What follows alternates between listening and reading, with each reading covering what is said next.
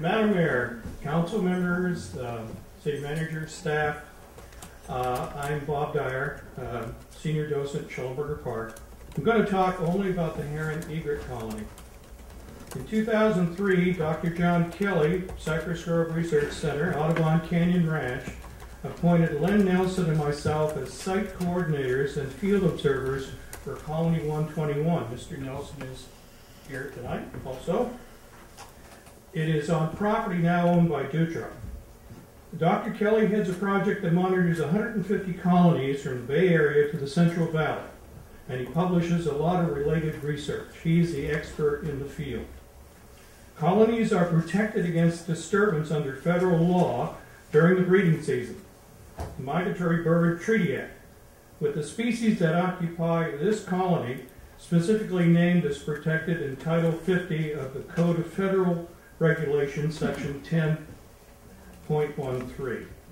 As coordinators and field observers, we have been monitoring activity at Colony 121 since 2003 when it was established. Field visits are made every 2 weeks from early March to sometime in July. Herons and egrets can breed as young as 2 years. Since this colony was formed in 2003, many of the chicks that have survived are undoubtedly returning to nest here. In 2008, we did 10 field visits using field protocols and report forms developed by Dr. Kelly. It was the most productive breeding season for the colony, fledging 71 great egrets, 2 snowy egrets, and 6 great blue heron chicks, for a total of 79. Every spring, many adults and hundreds of school children observe the colony from Shollenberger using viewing scopes provided by park docents.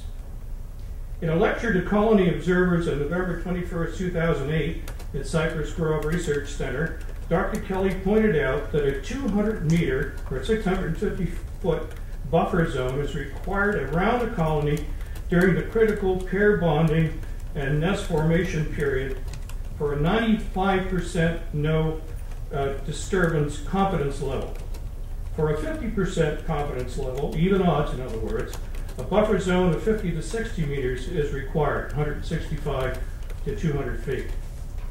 In the proposed DUTRA plant, the conveyor belt would be only 125 feet away, and the proposed volunteer firehouse 75 feet. Some people say 50 feet, depends what tree you measure from.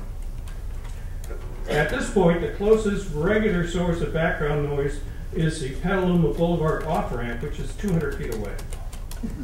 Dr. Kelly wrote a letter it's in the EIR, to Steve D. on 24 February 2008, and pointed out that the tolerance reflects choices made when nesting birds establish new colonies. That is, these birds chose this site.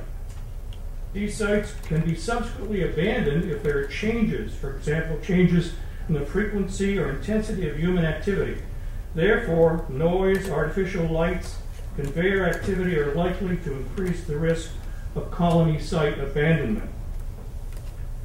DUTRA proposes an artificial colony in case Colony 121 is abandoned because of their operation, but Dr. Kelly said he's on record that there's never been evidence that this has worked.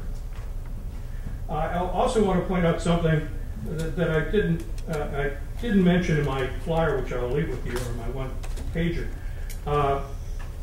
DUTRA has an expert, LSA, and that expert biologist had found a colony on De Silver Island where within 100 feet of human activity. And in his report, where he cites Dr. Kelly many times because Dr. Kelly's the expert, and if you can remember your high school stats, it's like taking the example at the far end of the bell-shaped curve and trying to prove it as the mean. That's not the typical. Dr. Kelly's talking based upon an experience of 150 colonies. I want to say that I like your letter. Look at the letter. Tiffany, great job.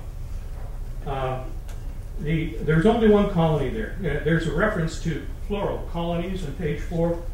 The herons, the egrets, they live and nest beak to wing. So they get along together, so there's only one colony. And one other thing in the letter, and then I'll give the mic over to somebody else. I like the last sentence in the penultimate paragraph, which is, accordingly, we respectfully request that the current proposal not be approved at this time. Speaks for me. Thank you.